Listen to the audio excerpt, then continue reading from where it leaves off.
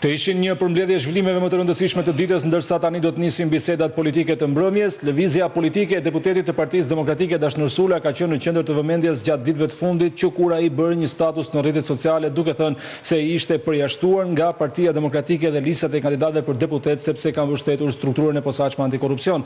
Më pas ai pati një lëvizje drejt njërës prej partive të reja, as ajo nuk zgjati shumë, teksa së fundmi u duk jo pak e habitshme kërkesa dhe në një farë mënyrë ftesa që kryeministri i Shqipërisë Edi Rama i bëri deputetit Dashnur Sula duke thënë se më parë duhet të plotësojë disa kushte përpara se të bashkohet Partia Socialiste. Për gjitha këto zhvillime kam kënaqësinë që zotin Dashnur Sula, deputeti i Partisë Demokratike, sonte ta kem në studio. Mirëmbrëma, mirë se erdhët zoti Sula. Mirëmbrëma Besi.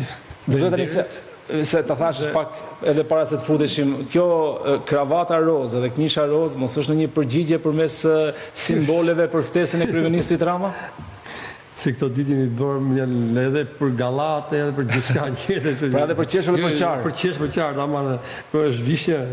E kuptoj, nuk është tek ngjyra roz. Në radhë parë, sinqerisht, do doja edhe një herë të shfrytëzoj rastin që të falenderoj gjithë demokratët e qarkut Elbasanit, duke filluar nga Peqini, Beçi, Sarriku, Gramshi, Elbasani, Prensi dhe Librazi, të cilët përgjatë këtyre 20 viteve kemi qenë bashkë dhe të cilët tonë në mënyrë të pa imagjinueshme, ndoshta, pa imagjinueshme, po sigurisht ose të pabesueshme nga ana ime, që më votuar në primare, dhe dora i pari në qarkun Elbasanit nga 22 kandidatë, duke mos qenë as Shqipëri një herë, duke qenë në Malta dhe në Siçeli për fushatën e diasporës, po.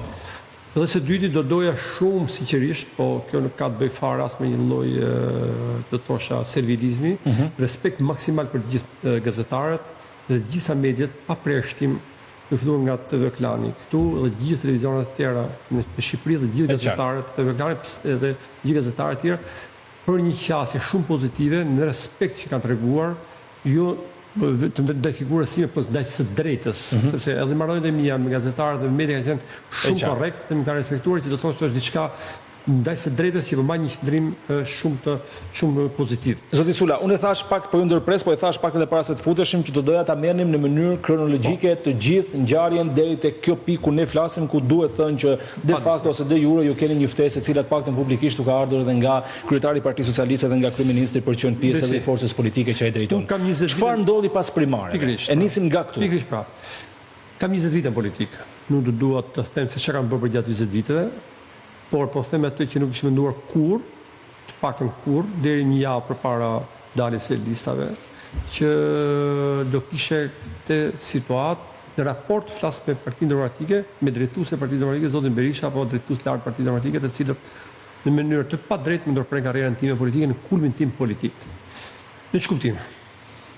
Nuk do duhet përmend fare çka kam kontribuar, çka kemi dhënë njëri tjetër partie dhe unë si individ, por ishte e pamoralshme që të paktën nuk më kërkua ose nuk më tha edhe në mënyrë edhe të njëanshme që ishte ky vendim përpara një jave se sa të shpallë listat pra nga data 12 mars edhe përpara datës 12 mars, po them një javë, duke pat parasysh tentativën që kam bërë unë personalisht të komunikoja me zotin Berisha apo të takosha me zotin Berisha, duke kërkuar nëpërmjet dy mesazheve në mënyrë të shkruar, që të kisha një takim për situatën që po afroheshin italistëve në një kohë që për gjatë 20 vite s'ka bërë aki kur që zoti Berisha, të cilët do kanë pasresuar maksimalisht që edhe në dytë natë do të vite mesazhi të një përgjigje gjë kot, në kuptimin kot nëse shqetësoj për një pra më pak e rëndësishme se ky moment, se sa ky që gjë që nuk ndodhi.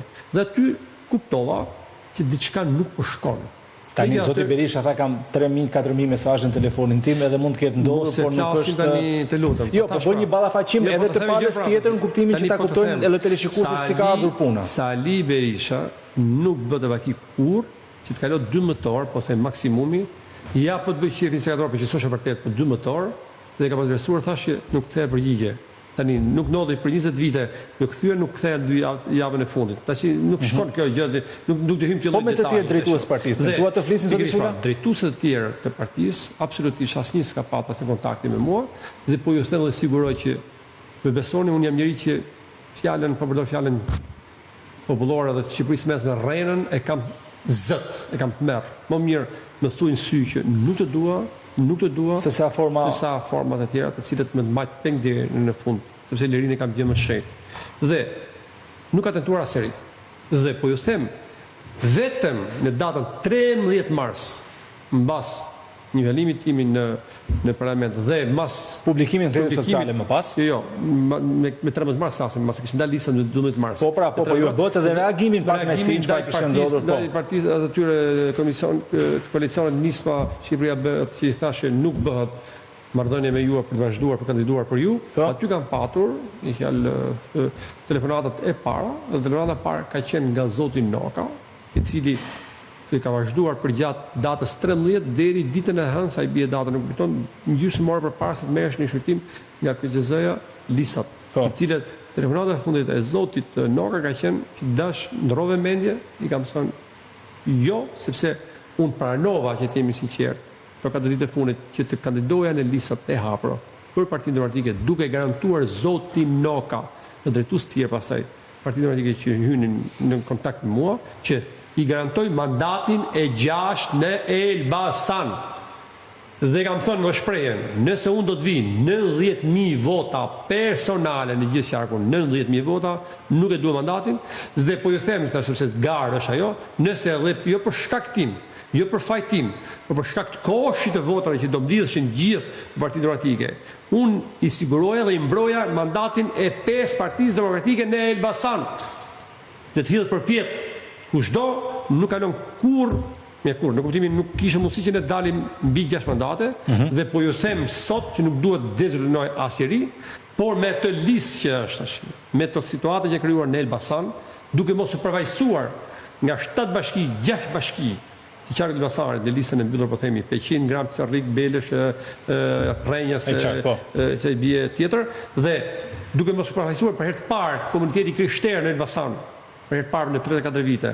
Thash dhe këto që janë element tjerë, duke pa parasysh që çfarë ka bë Partia Socialiste në listat e veta, në listat e mbyllura, në listat e hapura, çfarë elementesh ka vendosur, edhe në listat e mbyllura, përvajsuar Librazhin, Muzhaqin, krahun tjetër.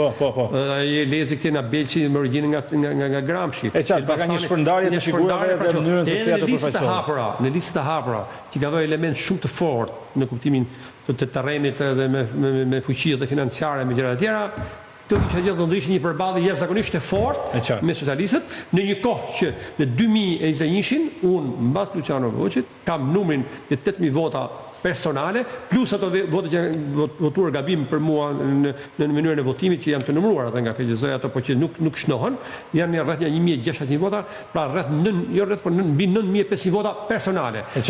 Kur tjerët poshtë kanë diferenca shumë, nuk kalojnë dot 5.000 votat. Kë bëni përgjegjës ju për këtë situatë, zoti Sula? Pra, marrëdhënie me kolegët, marrëdhënie me drejtuesit politik qarkut, marrëdhënie me drejtuesit e mëparshëm, se ju jeni drejt për drejt dhe keni thënë edhe rezerva që keni pasur. Unë si ka fshoj gjuhën Besit. Prandaj po them, pra nëse ka një përgjegjës për t'ia vënë kësaj situate ku ju ndodheni sot politikisht, kush është ai?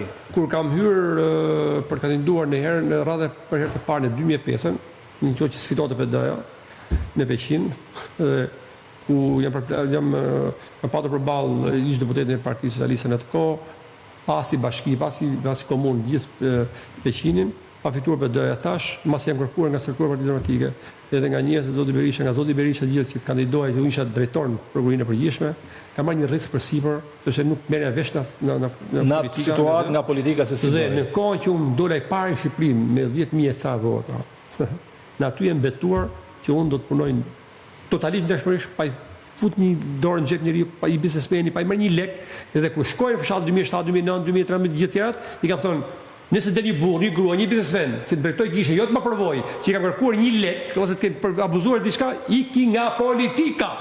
Kjo ishte forca ime, marrëdhënie me terrenin, që unë nuk të telefoni më rrit se 4 orë hap çdo njëri, punoj për këtë do njëri. Po marrëdhënie me kolegët zoti Sula. Dhe tani kjo gjë ka ndodhur kështu, mendoj. Pas atij vendimi absurd të zotit Basha, që kemi thënë po tut tek ju. Djegja e mandateve. Jo, vendimi absurd të largimit të zotit Berisha, përjashtimit të zotit Berisha me 9 shtator. 9 shtator, po, dakor. Mos po i ktheni që edhe në periudhën e mëparshme. Ishte absurd. Po. I pa drejt. Pa vendimarrjet grup parlamentar, pa vendimarrjet kryesisë, pa vendimarrjet këshillit kombëtar, ishte i pa drejt dhe që e kam thënë, dhe që jam lutur që zoti Berisha duhet bëj patjetër maksimumin sakrificën ai dhe familja e tij që mos dëmtohet Partia Demokratike. Duke pat parasysh qëndrimet që unë isha kam qenë kundër zotit Basha mbas 25 prillit të 25 prillit të 2021 kur kam kërkuar që të largohej dhe pasi humbi zgjedhjet së Partia Demokratike. Një kohë që zoti Berisha dhe të gjithë njerëzit e afërt zoti Berisha punuan, luftuan, morën votat, i numëruan votat, i votën votat, si u bën gjitha gjërat, vetë që kanë thënë vetë gjitha, unë isha kundra. Dhe kam lejtë përparimin. Kur largon zotin Berisha, ndeta këtë Partia Demokratike këtë lojë për gjithë jo, pavarësisht që gabim. Po mi shmangesh pyetje se kush është përgjegjësi? Do vazhdoj Marrëdhënia me kolegët, do vazhdoj. Do vazhdoj, po sigurisht po. Dhe vazhdoj ç'e gjene. Sigurisht pastaj kanë precipituar situatën në lloj forme dhe zoti Berisha, drejtues tjerë Partia Demokratike nuk më falin një para, 6 marsin e vitit 2022, kur isha i vetmi nga deputetët atë kohë që ishin përballë Partisë Socialiste në zgjedhjet e 6 bashkive, kishin edhe rithemelimin të zotit Berisha dhe në Rogozhin i ka mundur 600 vota përpara dhe kanë vënë në kuptimin e mirë të fjalës bast me drejtues tjerë që s'po i them emrat Partisë Demokratike që janë lart sot që kam thënë që humbi në Rogozhin sepse unë jam një kafsh politike në terren të cilët diti marr votat. 6 mars 2022. Një tjetër pjesa tjetër. Vazhdo kjo tani. Qëndrimi pastaj pa diskutim shumë i fortë të cilët unë kam patur në raport me drejtsinë, me SPAK-un. Tani për hir të vërtetës, duke qenë që unë vija nga sistemi i drejtësisë 15 vite, duke qenë që duke filluar nga zoti Domani dhe disa prokurorë tjerë të cilët unë kam pas kolegë dhe kam punuar me to, dhe kam pasur vartës në kuptimin e raport hierarkik që kam qenë jo se kam pas vartë drejt për drejt që firmosin për mua. Kuptoj. Po në hierarkin. Po pra, e gjithë institucionit. Bravo, gjithë institucionit. Dhe në qendrimet e mia haptazi në kuptimin në grup parlamentar në strukturën e Partisë Demokratike dhe qendrimi im që nuk i heq prap një pikë prese që hetimi penal ose fillimi i procedurimit penal ndaj zotit Berisha është politik i që heq prap as i pika si prese sot, duke pat parasysh profesionin që them një vendim kuptoj ju jeni edhe nga ana procedurale dhe teknike. Pikërisht që nuk e dhe them jo, nëse do ishte akuzuar zoti Berisha për tendera, për koncesione, për fonde publike, do isha kundra, do isha në mbrojtje të SPAK-ut dhe jo të zotit Berisha që ja kam thënë, po që zoti Berisha nuk hetohet për to. Nuk jeni shumë rëndësishme zoti Sula që keni mbështetur SPAK-un. Jo kështu. Ka dhe nga ata që e kanë mbështetur dhe janë lista të mbyllura. Jo. Tash me gjithë zërin në këtë formë kështu. Tash un jam tjetër gjë tash mos diskutojmë në pjesë. Nuk mund ta hedh atë gjë që e di unë.